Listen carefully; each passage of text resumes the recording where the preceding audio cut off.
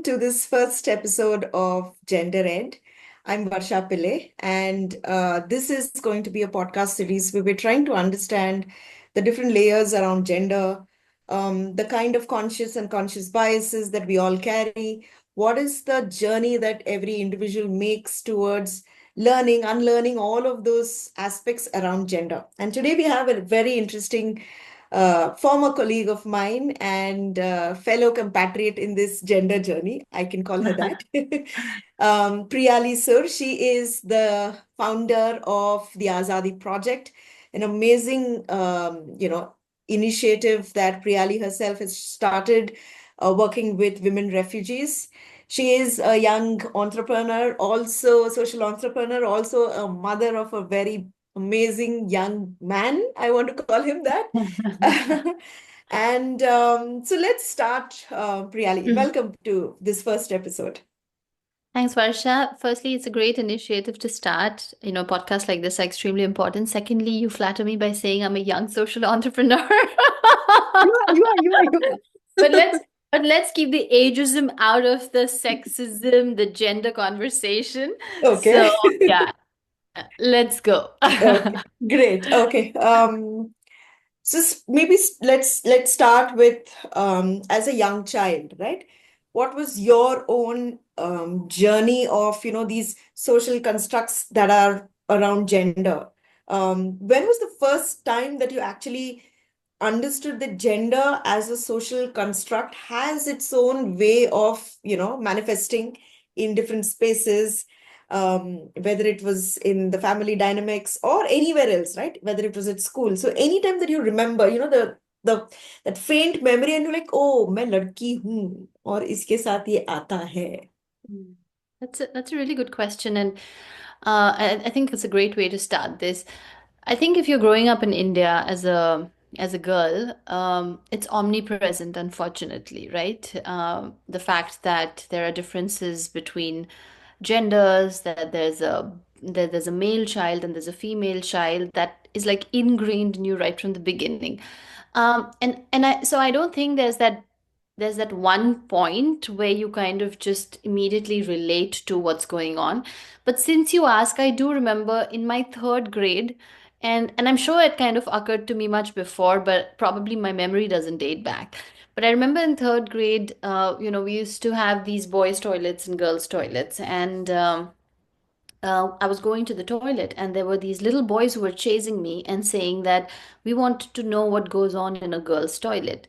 And, to me at that point, I was like, what's going on here?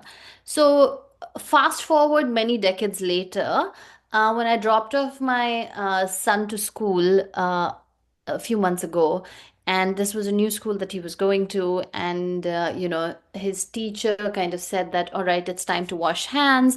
And so she said, girls first, girls first, girls first. Only girls are going to go and wash their hands. Boys have to stay back. And so I went and asked the teacher that why is this differentiation between girls and boys? Why can't girls and boys go and wash their hands together? So she said, ma'am, because it's the bathroom, and the girls may, be doing their going to, to do their business. And I said, but they are also just 3 years old. Like, if we already start the gender segregation at 3 years old, you'll always have that curiosity about what's the other gender and what's going on. But if you raise them saying that there is always this equality, that you are the same, and even like stop having the conversation about like saying that they are equal, because the minute you say that you are equal, you understand that there's something wrong, right? You just normalize the fact that they are, humans, and just proceed with doing the same thing. So yeah, I think for me it was probably that moment. And it's been quite interesting to become a mother and to try and uh, mother to a boy, rather. It's been quite interesting being a mother to a boy and kind of uh, re-question the way things happened to me as a child and try and do that differently for my son. Yeah. So I think what I'm taking back from that is that um, whatever decades since that has happened, nothing much has changed, right? So, so our, our sort of our, our intention continues in terms of enabling more of such gender conversations to happen. But what would be really interesting is to understand, how has gender as a construct or even as your own understanding, has it in any way shaped your own, professional trajectory, right? You were a journalist and then you decided to get into something like, the social sector, knowing fully well what that brings with it, right? So Yeah. has that somewhere also, been a force? Yeah. That's so so I started off being an entertainment journalist. And I think that itself to me was I remember on my first day reporting, I had to go and cover a page three Bollywood party in Mumbai. And I'm not going to say the name of the actor because I don't remember, honestly. Yeah. And everybody was like rushing to this actor to get a sound bite. And I knew my job was to thrust that mic in front and to say, I need a sound bite. But Varsha, both of us coming from TV, we never said sound bite. We just said ek bite lena hai, right? We need a bite. Yeah. So I thrust the mic in front of this actor and I said, "Listen, can I get a bite?" And he said, "Darling, where should I bite you?" Oh, So it's exactly. So it started like that. So that was like my first field reporting or so-called field reporting in journalism, and I was like, what is going on? Um, so so I think I took my personal experiences of growing up in India, and then obviously the gender bias that we face professionally, and not just in media, but I'm sure it is across all sectors. Um, and it organically moved into me reporting on gender rights issues and ultimately human rights issues, but also human rights issues with a gender lens. And so I think the gradual transition from entertainment to covering issues of human trafficking, trafficking of women, to report issues of sexual harassment, unfortunately, of things like rape and domestic violence. I think that was the turn it took. And then much later, later in 2015, 2016, I think there was there was this need in me to kind of look at conflict. And this is the time when I was in Washington, D.C. I was doing a Fulbright fellowship. And that's the time when there was an entire migration happening from the Middle East into Europe. And so I just packed my bags and I traveled to Europe to see what this migration was. And, what I saw was on the streets, at the border crossings, it was a lot of refugee women and their children. And obviously, refugees are marginalized just by themselves. And, the fact that they have left their homes behind, the fact that they're trying to enter escape violence, they're trying to escape persecution and trying to make a life. That itself is a marginalization. But what I observed was that amongst that marginalization were women and girls, and how much more was their suffering. I remember standing at the border of Hungary and Serbia and speaking to a young girl, I think who was 17 or 18, and she said she hadn't peed for 48 hours. And she wow. was in tears because she was like, I don't know what to do anymore because there are men all over, and I feel and I feel shy, I feel ashamed to go and pee in front of them, but now I'm in pain. And as a woman, I kind of understood that, and also as a woman coming from a conservative society, I probably understood that a little bit more, right? Mm, And to me it was like, why aren't we having these conversations? Yes, we are talking about refugees, but why aren't we talking about what it means to be a refugee woman? And I think mm, that probably was the start of not just reporting on conflict and migration with a gender lens, but then probably going beyond reporting to start something like the Azaadi Project.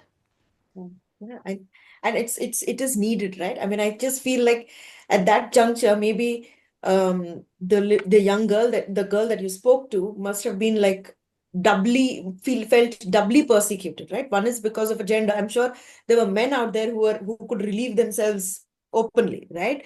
And here you were, and it's something that is really natural, but you can't do it, but because of the fact that you're a woman over there. But coming to the Azadi project itself, right? For your, and there's a smile that comes to your face when immediately when I when I said the Azadi project. Um, it's such a powerful intersection of, say, of enabling them to have a life of dignity. They are also women facing enormous now, kind of violence, I would believe, and inequality on and discrimination on a day-to-day basis, right? Um, Within that space, how do you keep finding the source of hope and strength on a day-to-day basis? So let me start by saying, I've given you the backstory of Azadi, but let me start by saying why was Azadi called Azadi? Sure. So carrying my mug also today. I Uh, noticed. thanks, Varsha. So, like I said, this reporting was happening during 2015, 2016, but it was also a very personally tumultuous time in my life. I was going through a separation after enduring intimate partner violence for about 10 years. Yeah, and so I kind of understood how difficult it is for women to kind of get out of situations, how long it takes for women to get out of situations. Sorry, my throat today. Uh, but I also, like I said, was on a fellowship in the US at that time. So suddenly my identity from just being an Indian woman who obviously faced a lot of patriarchy, was now being an Indian brown migrant woman, right? Suddenly that changed for me overnight.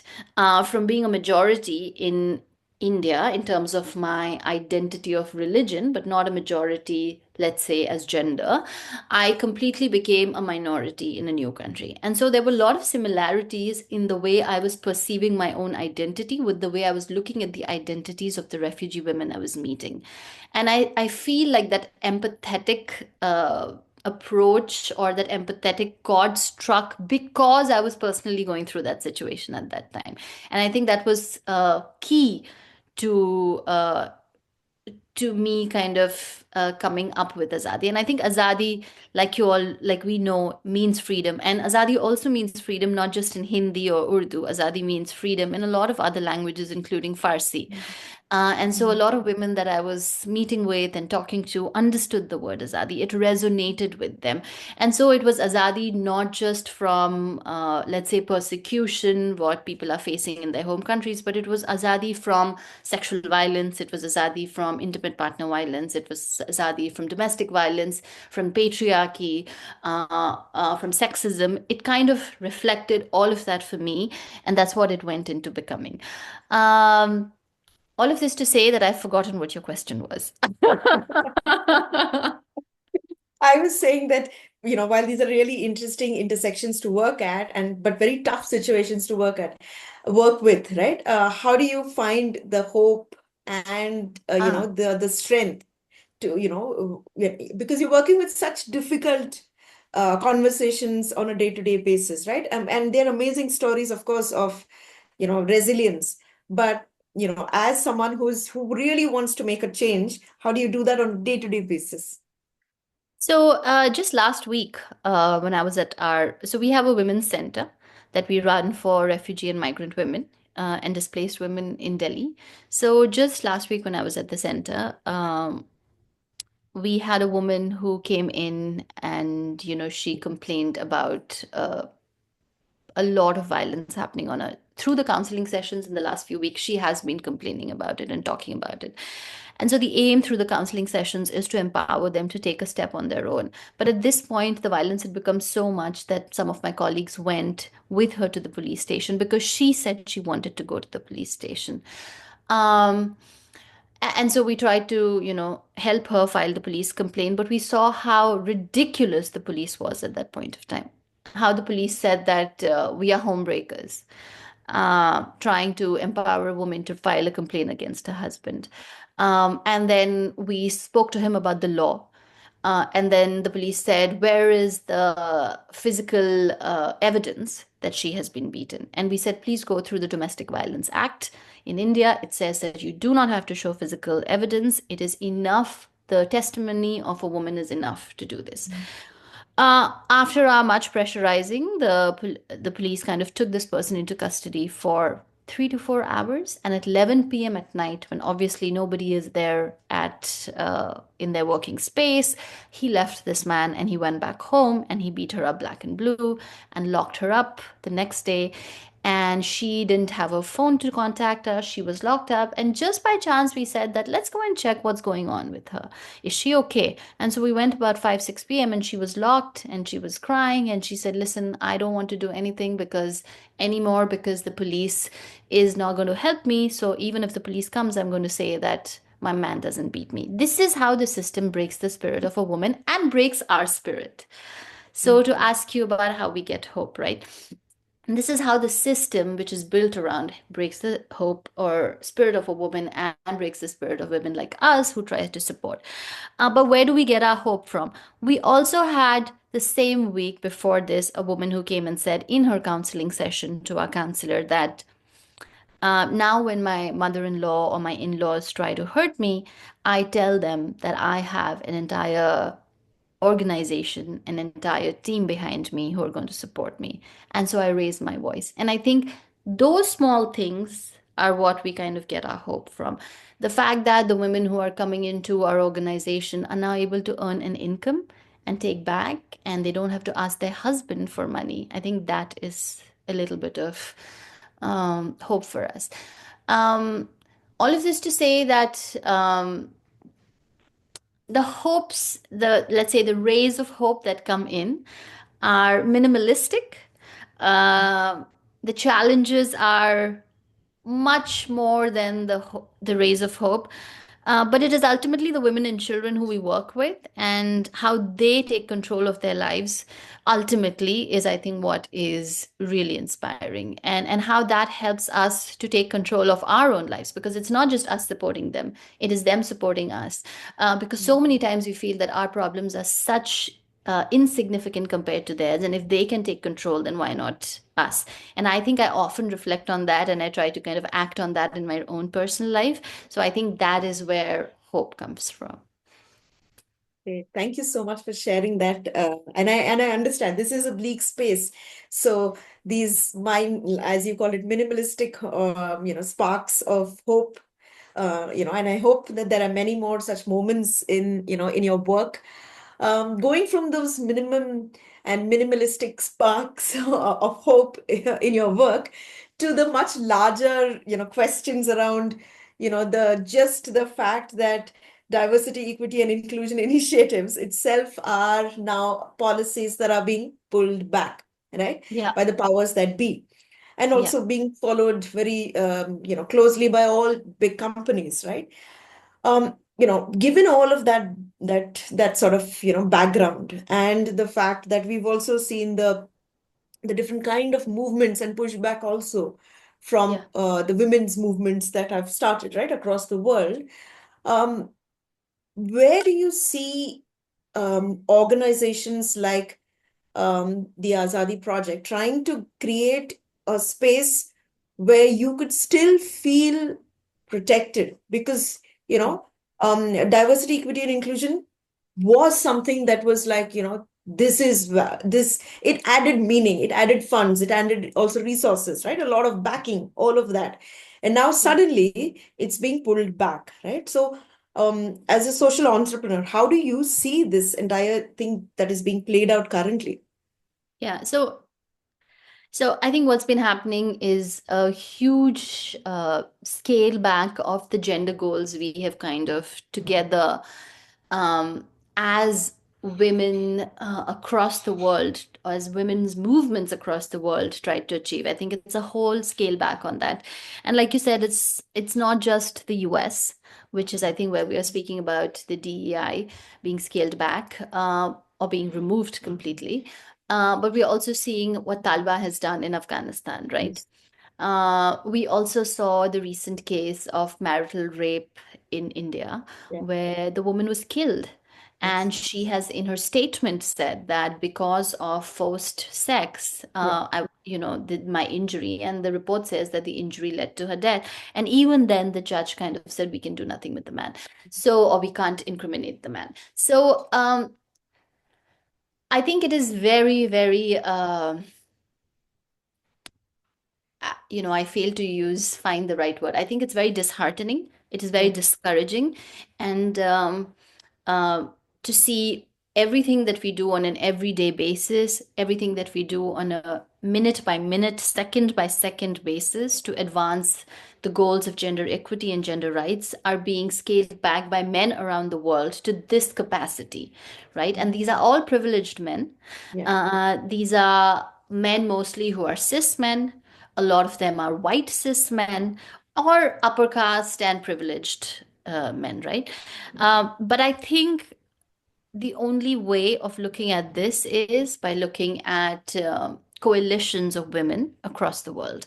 I think looking at women coming together cross continent and saying that we stand with each other, come what may. We stand with the women in the US, we stand with the women in India, we stand with the women in countries in Africa, in Korea, and we kind of understand each other because whatever the cultural differences, a lot of our challenges remain the same.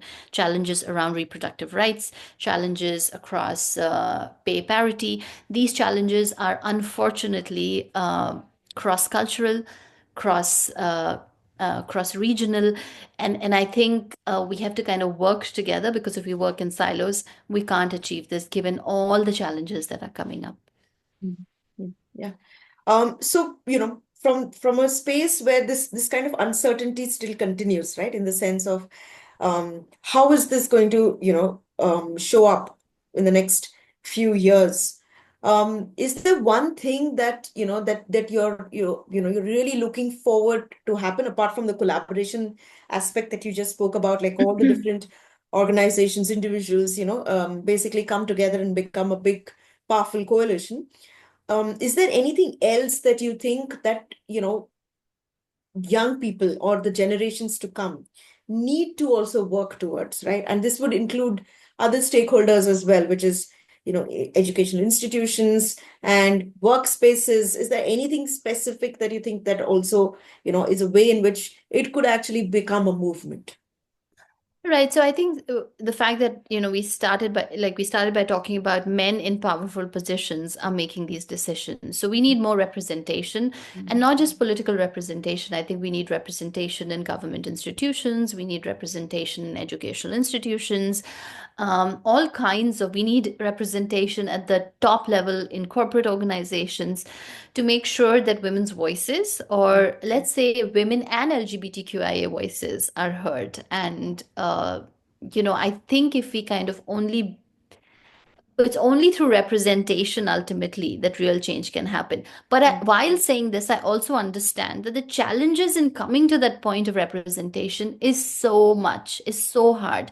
For a woman to kind of say that I want to reach that level, she has to break so many glass ceilings, not just the top one, but she has to go through so many glass ceilings. And how can we enable women and girls to reach that point of top level representation? And I think that's where we have to have a systemic, again, that's where the coalitions come. We have to have a level by level level by level plan where we can say that we empower women to kind of reach that level where they can kind of again push through. Because even in countries like the US, Mm. there still hasn't been a woman president. People True. choose to vote for somebody who's white, who's cis, who's a known violator of uh, you know has is a known sexual violence perpetrator, as compared to somebody who's a brown immigrant woman. And we see that in India too. We see that political representation of women is marginal. For decades, we've fought for political representation at the parliament level, and it has just come through, but we are still waiting for it to be enacted. So I think the very slow incremental changes is what is challenging, but it is also hopeful. And I think, again, we should kind of work together ultimately to reach the goal of more representation. Yeah, of course, representation is a key aspect towards anything that is these conversations that are going around and any change to actually happen on the ground. And I'm hoping that in my lifetime and in our lifetime, we can see this, or even in my daughter's lifetime, I hope she can see it, if not in mine. And that's the segue that I'm going to make to your own journey as a mother, right? Mm. And have seen these really amazing videos of you trying to hold these sensitive and very straightforward conversations with your own son. And and in that journey, right? What is it that you're also learning about how maybe you are as a parent and how your parents may have been while they were looking, after you? Is there any such, I mean, it constantly happens because sometimes I am scolding my very temperamental teenager. Okay, and then I'm like, oh my God, I sound exactly like my amma, It's like, oh my God, I have become that amma right now. Ah. Varsha, I read somewhere that whatever you do with your child, however hard you try in terms of good parenting, ultimately your child is going to go to the therapist and talk about how you traumatized them. So I think we have to take, as much as hard as it is, I think we have to take parenting seriously, but also lightly in a way. Um, but I like for me to have a boy, I come from a generation of women and girls. My mother, they are four sisters. They never had a brother, and most of the time, every time I spoke about my mother's mother having sisters, everybody said, "Acha koi bhai nahi hai?" And then they would say, "What about you?" And I'd say, "No, we're two sisters." "Acha koi bhai nahi hai?" And this happened even like till 4 days ago. Somebody said, "अच्छा कोई भाई नहीं है?" And I said, "भाई की क्या जरूरत है भाई? हम दो बहन काफी नहीं है? आप देखो देखो." Yeah. Because at that point my parents were with me and we were traveling and I said, कोई भाई कोई लड़का है क्या इनके साथ? नहीं ना, इनकी बेटी है ना इनके साथ. So I think those conversations about why it is more important to have a son and as opposed to a daughter are still existing. And I think for me to raise my son to understand that he's not that does not should not exercise his privilege. He is privileged, unfortunately, right? Because I don't decide that privilege, and he doesn't decide that privilege. Socially, that privilege has been given to him as being born male. But for him to understand that he should not exercise his privilege and he should know that women and girls and he are equal is the challenge. And I find that challenge coming across everywhere, because he hears people saying, "Wow, ladka hai, kitna acha hai," right? And so he thinks that why is it so good for me? And I have to come and tell him that you are so great, but all other kids who are girls, boys, and whoever they decide to be are also great because I can't undermine to him his greatness because he is great. But I can't also undermine the greatness of other kids, right? So I think for me, those conversations are important, but also challenging because I don't know how to do this with a little boy because none of us had boys. All of this to say that I've had great support in reading books, Mm. amazing resources, books like How to Raise a Boy.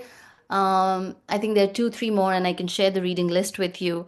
Also, having difficult conversations with him um, about things like menstruation. He's 3.5 years old, but he understands that. I tell him to go and get me pads from the bathroom when I have my period.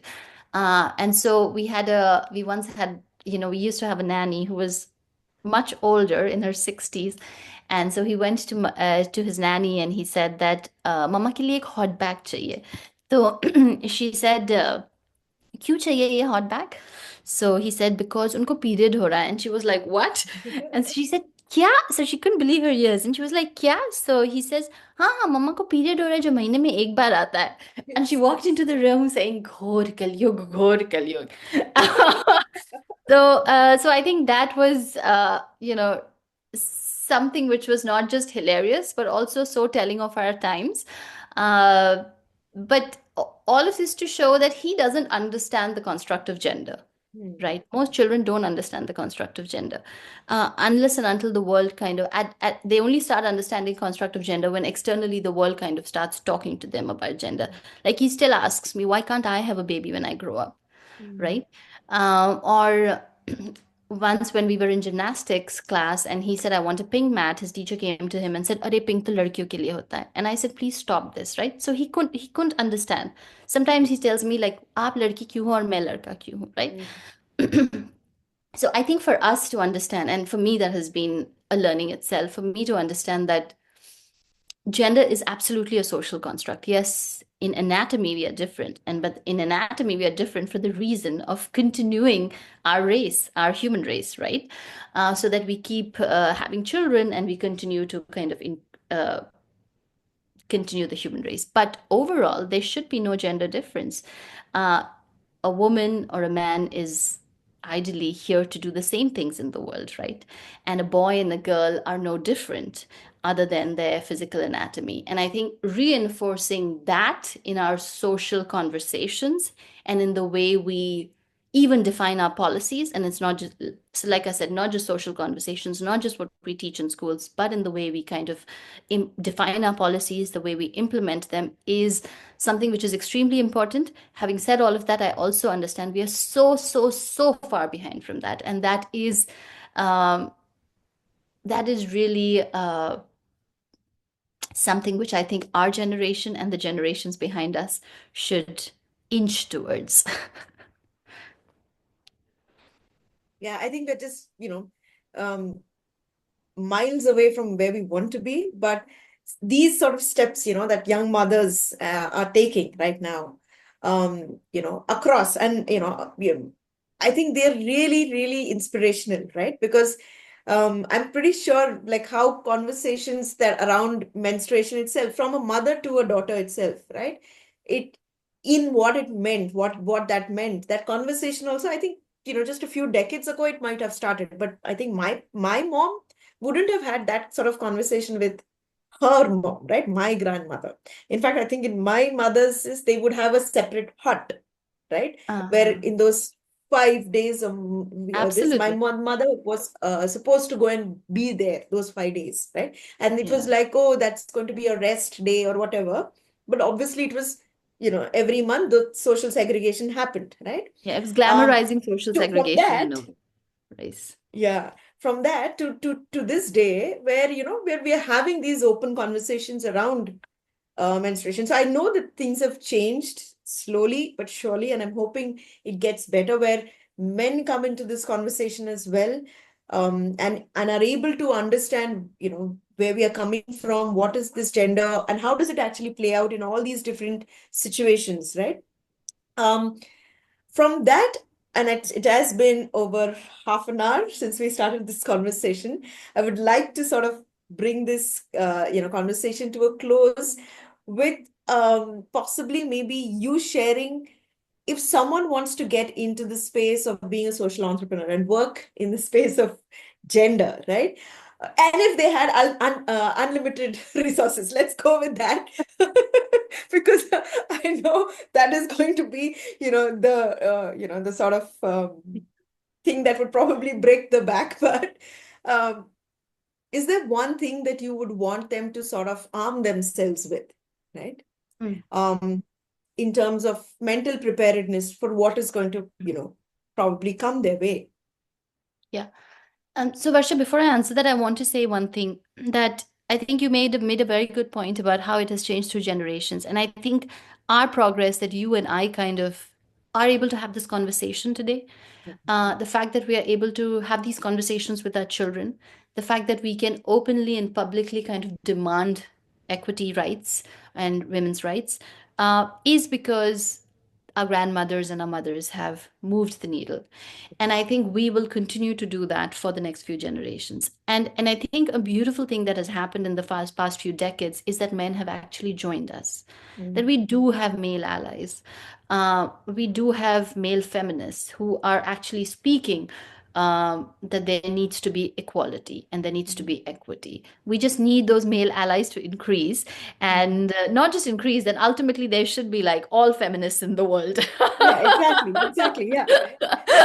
All human rights, all human activists and human rights activists and all feminists in the world. And I Yes. think that would be the ultimate goal Yeah. because yeah, I think Because there's a then we would question. not be needed also, right? Absolutely, exactly. But and I think a lot of men kind of question that, oh, if I'm being called a feminist, does that mean that I don't uh, don't kind of value men's rights. No, Yeah, being feminist doesn't mean that valuing women's rights only. Being a feminist exactly. means valuing men and women's rights equally. Equally. Yeah. And I think that is important to know as we move ahead. Yeah. Um, okay, and now coming to your last question, which was if you're coming into the social impact world, what are the things that you should arm yourself with? Uh, if you have a deep sense of empathy, half the battle is won. Yeah. Let me say that. But having a deep sense of empathy can also be very challenging in a way. One, because the good part is that you will immediately connect with the people that you want to work with, and they will feel like they can trust you, and they can have those conversations with you, which is really important if you want to bring change. So that's half the battle won. But when you go back, if you can't dissociate from those conversations that you've had, and it keeps kind of coming back to you in a way that damages you or damages your day-to-day activities, that is something that you need to figure out how to deal with, right? You need to have a system where you have somebody to talk to, where you can kind of release all those emotions and be ready to go back to work the other day. So I think in terms of emotional challenges, in terms of emotionally and psychologically being prepared for the social impact space, it is important to know that you need to have a space where you can release all your emotions, because you will be absorbing a lot. Every day you'll be absorbing a lot. Mm. And for any individual, that is impossible to function normally. The other thing you need to know is that there will be challenges, social challenges, structural challenges, uh, in a way that will try and stop you from doing your work. Mm. There are threats of licenses being canceled, all kinds of things will happen, funding not coming through. And so you should be ready for that. Yeah. You should be ready to soldier through all of that. Mhm. And there will be days when you think that, oh my God, why am I doing this? Is it Mhm. really worth it? But yes, it is worth it, because even if you make a change in one human being's life, or why human being, if you're an animal rights activist, if you make change in one sentient being's life, Mm. I think it's totally worth it. Mm. Uh, the one very challenging thing is there is very little money in this space, um, but it's enough for you to have to survive, let's Mm. say. Mm. It's enough for you to have a life which is meaningful. Um, but if you, but if for you, if meaning comes from big salaries, then that's fine. I Mm. also say that, nothing is better or worse than the other. Then Mm. this space is not for you. Yeah. You just have to find what brings meaning to your life and Mm. decide to move forward in that way. Great. That's great advice coming from Priyali. And I'd really urge all the listeners today to actually check out the Azaadi Project and also support the Azaadi Project. Please donate towards the Azaadi Project. That's my Thanks, plug for you, Varsha. Priyali. They're doing amazing work. So please go and do check them out. They're on Instagram. They're on all the social media channels as well, platforms as well. So you can go ahead and check them out. Thank you so much, Priyali, for being the first guest on Gender Ed. And yes, I think we will be coming back to you maybe, maybe when we complete 20 episodes again. And then, you'd have such amazing stories to again share about where Azadi has, moved forward to. Yes, I look forward to listening to the entire series of the podcast, and congratulations to the entire team. Thank you so Bye, much. Varsha. Bye Bye. bye.